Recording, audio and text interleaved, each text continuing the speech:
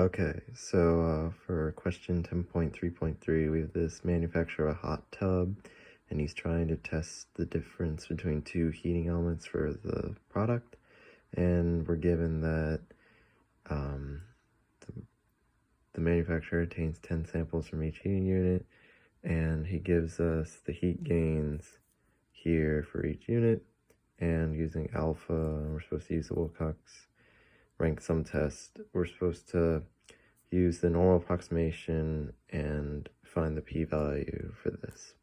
So with the Wilcoxon rank sum test, you have your normal approximation, which is z sub 0 is the sum of the ranks in first test minus the average of the ranks in the first test over the standard deviation of the ranks in the first test. So you can use like Excel to do this, and you find that it's 77.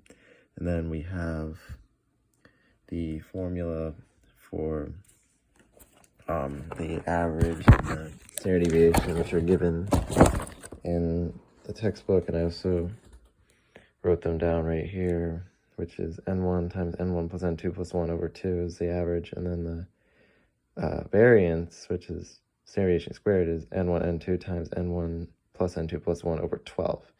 So we take your sum of the ranks minus the average, you input all we're given that n1 and n2 equals 10, so you have 10 times 10 plus 10 plus 1 over 2.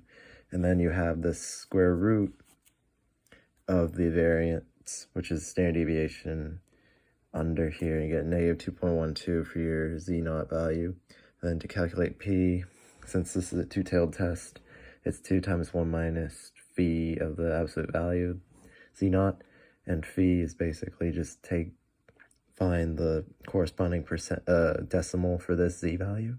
So you go into any z table, you find the z value, take 1 minus that, multiply by 2, and you get it to be 0.034.